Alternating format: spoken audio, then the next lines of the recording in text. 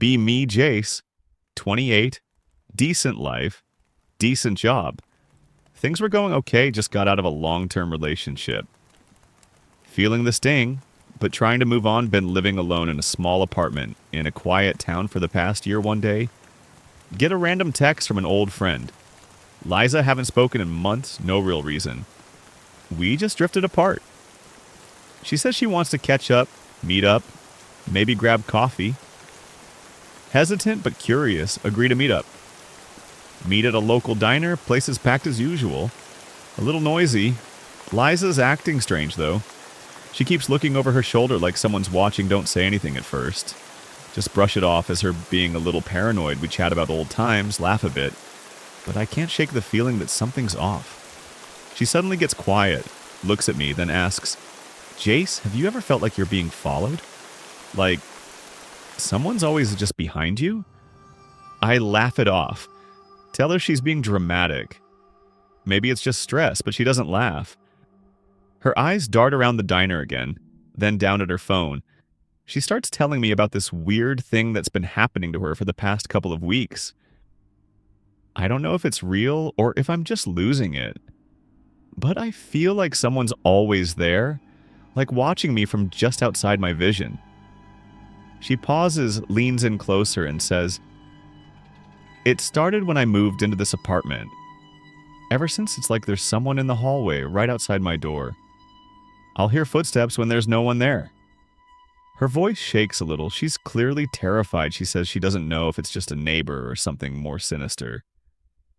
But that's not the worst part. She trails off, glancing at her phone again, eyes widening. I see things. Shadows in the corners, figures that shouldn't be there. My stomach tightens. I'm starting to feel uncomfortable now. Liza tells me that one night after hearing footsteps again, she opened the door to confront whoever was there. No one was in the hall, but she noticed something strange. A small, faded note under her door. I see you. She starts shaking, her voice trembling as she tells me this. I can feel my heart start to race, a chill creeping down my spine at this point. I'm not sure if I believe her, but I can see the fear in her eyes and it's starting to mess with my head. She looks at me and says, It's getting worse, Jace. I feel like I'm being hunted. I don't know who it is or what they want. But every night I hear them. Outside. Watching. She suddenly stops, looks around the diner again, her eyes wide. I don't know why, but I ask, Have you told anyone about this? Her face goes pale like I just said something I shouldn't have. No. I've been too scared. They'll think I'm crazy. She stops herself, whispers, I think they already know. The moment she says it, the hairs on the back of my neck stand up.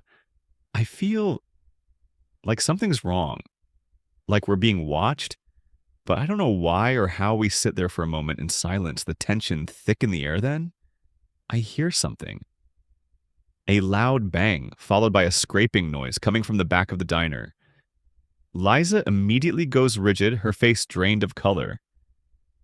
It's them! She whispers, I don't know how, but they found me again. I try to keep calm, tell her it's probably nothing, but my heart's racing now too. My eyes dart around the diner. There's a guy sitting alone at the bar, staring straight at us. Unmoving, his face is too still. Too blank. Liza notices him too, her voice barely a whisper. They never stop following. I look back at the guy. His gaze hasn't shifted one bit. I feel my palms start to sweat, but I try to stay calm. Tell Liza I'll walk her home. Maybe check out her apartment, just to be sure she's safe. We finish our coffee in silence, both on edge, as if we're waiting for something to happen. Walk out of the diner, I glance over my shoulder. And for a split second, I swear I see a shadow in the window across the street. It's too quick, too fleeting, but it feels wrong. Like someone is standing just behind the glass, watching us. Liza doesn't say anything, but I know she saw it too. The hairs on my neck stand up again, but I don't say a word. We reach Liza's apartment building. The kind of place that looks harmless during the day but takes on a whole new vibe at night. It's quiet. Too quiet. The streetlights flicker a little, and I swear the shadows feel heavier here. Liza's grip on her purse tightens as she leads me up the stairs, but she doesn't look back at me, just keeps glancing over her shoulder every few seconds. I try to lighten the mood, telling her we'll check out her place, make sure everything's all right, and then I'll head home. She nods but doesn't say anything. We get to her door, and she pauses for a moment before unlocking it. I can hear her breathing, sharp, shallow, like she's afraid of what might be on the other side. Door creaks open, and the smell hits me, like old dust mixed with something stale, almost metallic. Liza steps inside first, motioning for me to follow. I walk in and immediately feel like something's off. The air feels too heavy, too thick, like it's pressing in on me. Her apartment is small, the kind of place you'd expect a single person to have. It's cluttered but not filthy, just lived in, with old furniture that probably should have been replaced years ago. I don't see anything out of the ordinary, but my instincts are screaming that something's wrong. I glance at Liza. She's standing by the window, staring out into the street. "Do you feel it too?" she asks, her voice low, almost shaking. I don't know what she means at first, but then I do. That feeling of being watched, of being hunted. I try to ignore it, but my heart's pounding now, and I can't shake the feeling that there's someone else in the room with us, even though I know there isn't. "It's just your mind playing tricks," I say. But even I don't believe it then. I hear it. Faint, but unmistakable. Footsteps. Not from the hallway, but from inside the apartment. They're slow, deliberate, like someone's walking around in the dark, just out of sight. My blood runs cold. Liza freezes, her eyes wide, and she looks at me, her face pale. "It's happening again," she whispers. I tell her to stay here. I'll check it out. I grab a kitchen knife just in case and start moving toward the sound. I try to ignore the chills creeping up my spine, but it's hard because the footsteps are still there, still too close for comfort. I walk down the narrow hallway. The floor's creaking under my feet. I reach the bedroom door and swing it open, expecting to see something, but there's nothing. Just the bed, the closet, the usual stuff. No footsteps, no shadows, just silence. I turn back to Liza, ready to say it's all clear, but she's staring at something behind me, her face a mask of terror. I feel the hair on the back of my neck stand up again. I turn around expecting the worst, and there it is, a figure standing in the corner of the room, just behind the doorframe. It's too tall, too thin, and it doesn't move. Just watches. Its eyes are black. No pupils, no whites, just endless dark voids. I gasp, take a step back, but when I look again, it's gone. There's nothing in the corner. I turn back to Liza, who's now crying, her body trembling with fear. "I saw it," she whispers. "I saw it again. I'm not crazy, Jace. I'm not." I don't know what to say. I've seen it too, but I don't want to believe it. I don't want to believe that something is here, something that shouldn't be. Liza starts to fall apart, her hands shaking, her face pale. I don't know what to do anymore, she says between sobs. It knows me. It's been here the whole time. The room feels colder now, the air thick with dread. I don't know what's going on, but something tells me we're not alone in this apartment. I can feel it. Something in the walls, in the corners, in the dark places where the light doesn't reach. Liza grabs my arm, her grip tight. "You have to help me," she says, desperate. "Please, Jace, it's going to get worse." Her eyes lock onto mine, full of terror, and I can't breathe. I know that look. The look of someone who's too far gone, someone who's already lost. "We need to get out of here," I say. But the words feel empty because I know wherever we go, it'll follow. We don't waste another second. I grab Liza's hand and we move quickly toward the door, but as soon as I step into the hallway, I feel it. The unmistakable weight of eyes on my back. The feeling that we're being watched followed I turn, expecting to see someone there, but it's just the empty hallway. The soft hum of the building's old pipes filling the silence. Liza's breathing is erratic now, her grip tightening on my arm. She's looking down the hallway with wide eyes frozen in place. Jace, it's here, isn't it? She says in a whisper, but I can barely hear her over the pounding in my ears. I don't answer. Just pull her along toward the stairs, my heart racing. Every step feels like we're moving through quicksand, each footfall echoing too loudly in the silence. The stairwell is dimly lit, the kind of place where shadows feel like they have substance. The air is thick, suffocating, and the walls seem to close in around us the further we descend. I can feel my pulse in my throat, but we keep going, each step taking us closer to the exit, closer to getting out of here. I glance back. Just a quick glance. And for a split second, I swear I see something in the corner of my vision, a figure standing in the doorway at the top of the stairs, watching us. I don't stop. I can't stop. I pull Liza faster, my breath coming in shallow gasps. She stumbles, trips on the stairs, and I catch her just before she hits the ground.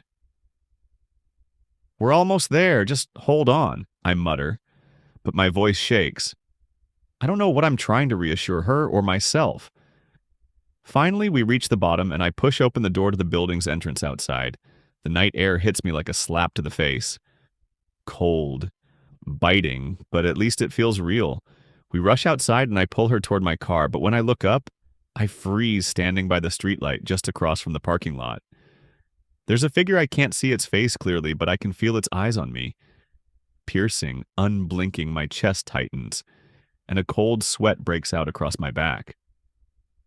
I can't breathe, but I force myself to look away, to focus on getting Liza into the car as soon as the car door slams shut. The figure vanishes, no movement, no sound. Just gone, like it was never there. I don't say anything at first, just start the engine and drive. Liza staring out the window, her face pale, her eyes wide with fear. I glance at her, then back at the road, but the whole time I can feel it. That feeling, like we're being hunted. I don't know where to go, what to do, but I can't go back to my place, and I sure as hell can't leave her alone. We're both on edge, the silence between us oppressive, broken only by the sound of the tires on the road. Then Liza says something that makes my stomach drop. Jace, I'm sorry, I should have told you sooner. It's not just the apartment, it's me. I don't understand, and I don't want to ask, but I can't stop myself. What do you mean? Her voice cracks, and she looks at me, tears filling her eyes. It's been following me for months, ever since. Since I did something bad. I wait, but she doesn't continue right away. I don't know why I did it, she whispers, but I thought if I ignored it, it would go away. I thought maybe it wasn't real, but it is. I can feel my pulse in my ears, and I'm not sure if I want to hear the rest, but I need to. I opened something. I didn't mean to, but I did. And now it's here. I don't know what to say. It doesn't make sense, but I can see it in her eyes.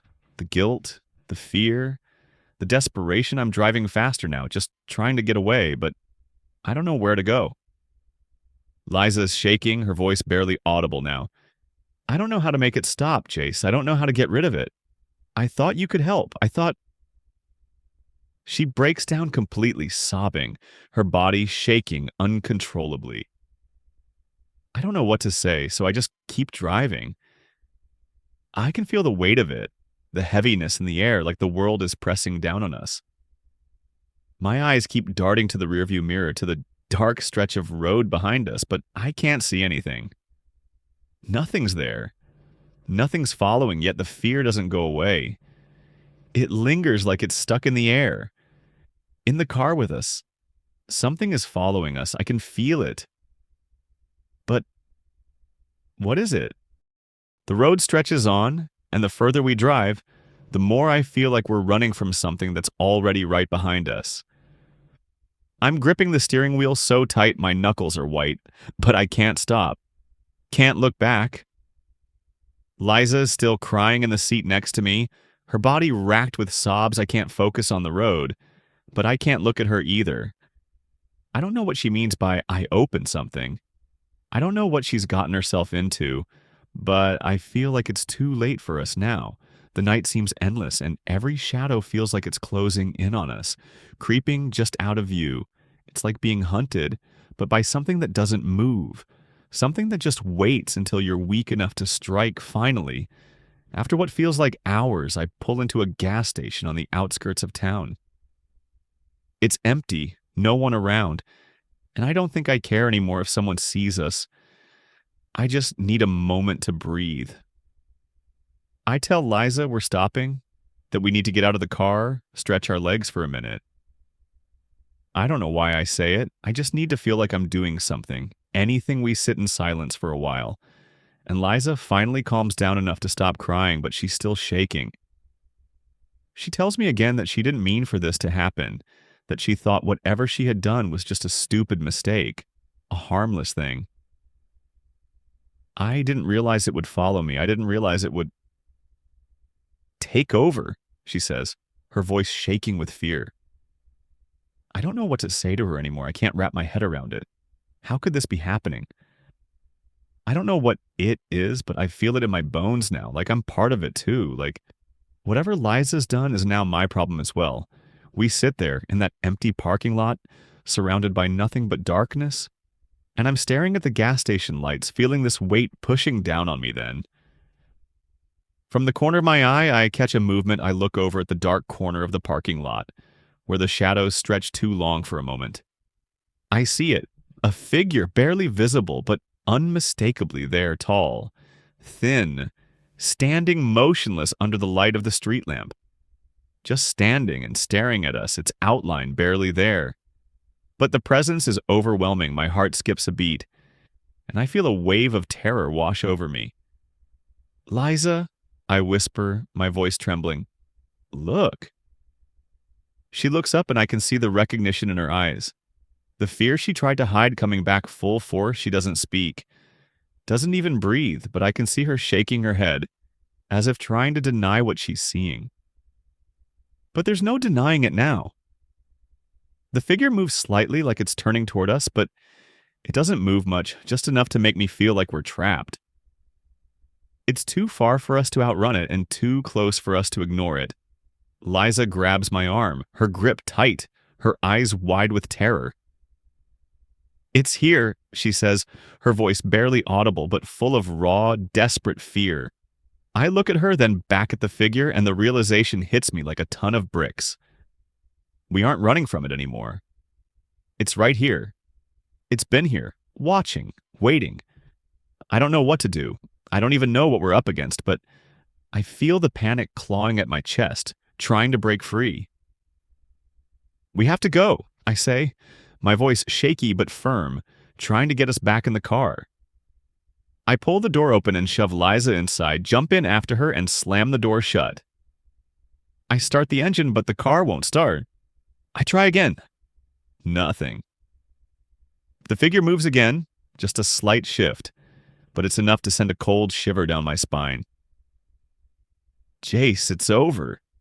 Liza whispers from beside me, her voice barely audible. She's shaking now, tears in her eyes, but there's something else there too.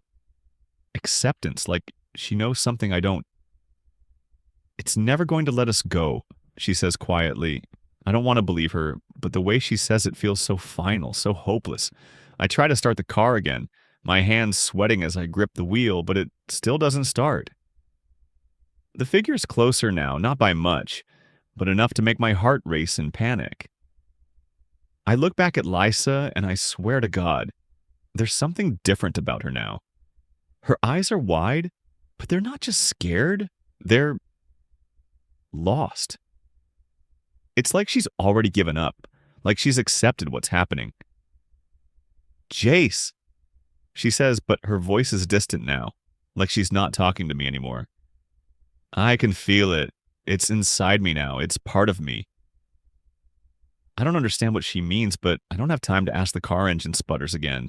And then finally starts. I don't even hesitate. I slam the gas pedal to the floor, speeding out of the parking lot, away from the figure, away from the feeling of being trapped. But no matter how fast I go, I can still feel it behind us.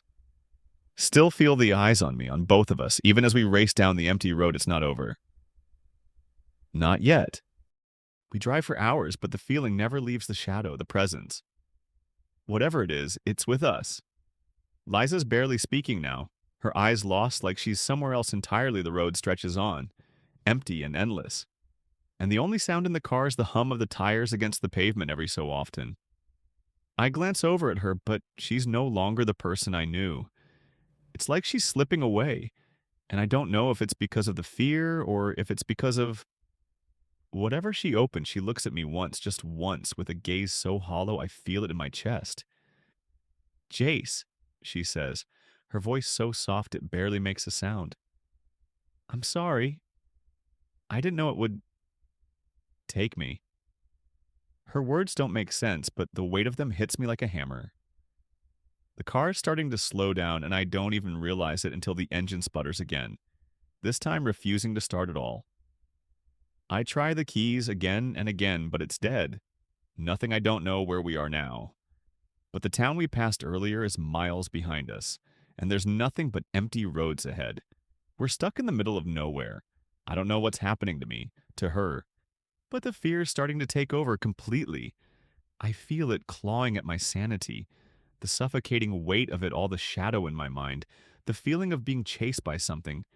I can't see something that's already here and then. I hear it, that sound, faint at first, like whispering. Soft voices calling from the darkness. I glance at Liza, but she's no longer looking at me, her face turned toward the window, her eyes empty. Her lips move slightly like she's mouthing something to the air outside. Something I can't hear. The whispers get louder, like they're inside my head now, filling every corner of my mind. Jace. It's not over, Liza whispers, but she's not even speaking to me. I don't know who she's talking to, but it chills me to the bone. Suddenly I feel a sharp coldness, colder than it should be for the time of year. My breath comes out in visible clouds. And I can see Liza's breath too, like we're surrounded by frost, even though there's no reason for it. The car windows fog up instantly, and the temperature drops even further. I look around, but there's nothing but the endless road and the dark, empty night. But I feel it. It's here. It's in the car. With us, the presence is closing in, like the walls are pressing in from all sides.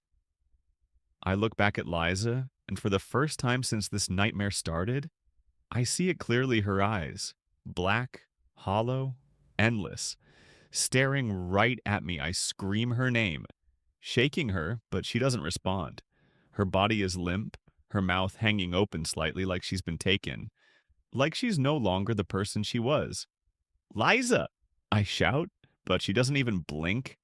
I panic, start shaking her harder, but there's no response.